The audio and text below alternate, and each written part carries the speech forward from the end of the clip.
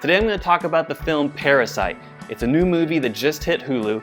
It's from South Korean film director Bong Joon-ho, who's known for films such as The Host, Snowpiercer, Okja, which was a Netflix original, and now Parasite.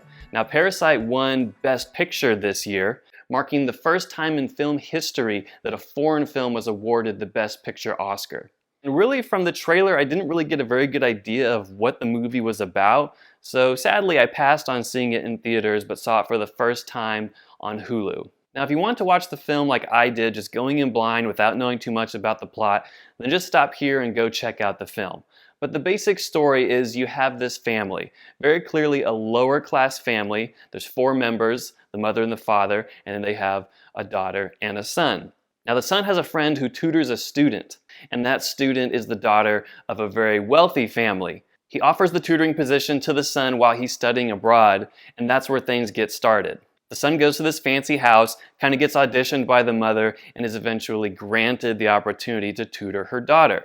Now the wealthy family is sort of a mirror of our main cast. There's also a mother and a father, and they also have a daughter and a son, although their children are younger. Now what I didn't know but soon found out is that the son has a plan. Once he gets the position as the daughter's tutor, he soon gets his own sister in the position of being an art teacher for the wealthy family's younger son. Now he doesn't let on that she's his sister, and that's the whole point, is that he's going to keep adding members of his family onto kind of the staff of this wealthy family. So first it's just the son and daughter, then they get their dad a job, and finally the mother, and now this entire family is working for this wealthy family. So at this point the title of the film starts to make sense.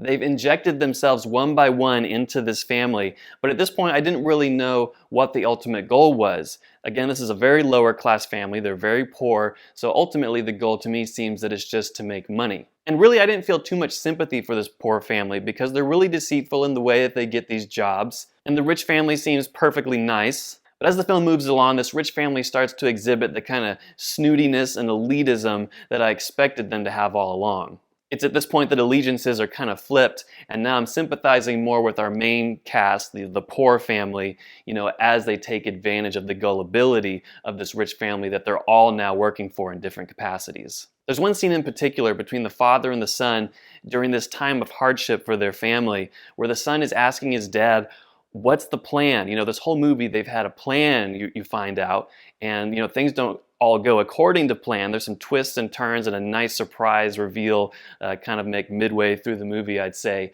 And at this point the son turns to his father and says, all right, what are we doing now? What's the plan? And it's a touching scene. The father says, he has a plan, and the son's just asking what it is, but he finally confesses that his plan is that there is no plan. And he kind of goes into this monologue about how you can't be disappointed if you don't have a plan in the first place. That how many people, are living their lives with a plan and the way they want things to go, and then are crushed when those plans don't come to fruition.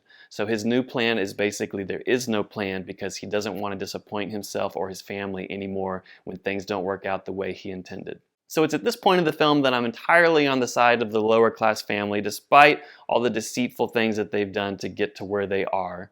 And aside from the younger son and the rich family, the other members of the family really just come across as oblivious to the hardships of others and only obsessed with what makes them happy and moves them along in life and makes them wealthier.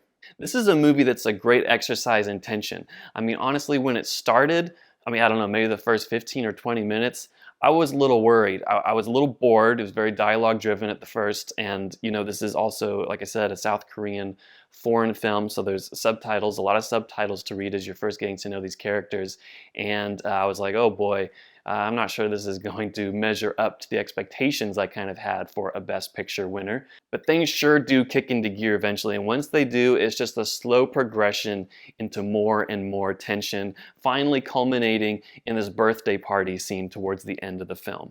What we ultimately end up with is a beautifully shot movie and very well directed from Bong Joon-ho. He also wrote the film, and the actors are bringing their A game to this. It's making strong statements about social class and the inequalities that exist there, but on top of it all, it's just an entertaining movie. Starts a little slow, but just builds the tension all the way towards the end. Now, did Parasite deserve to win the Best Picture Oscar? After watching it for the first time, I'm not surprised that it won the award. but I'm going to encourage you to watch the movie and decide for yourself.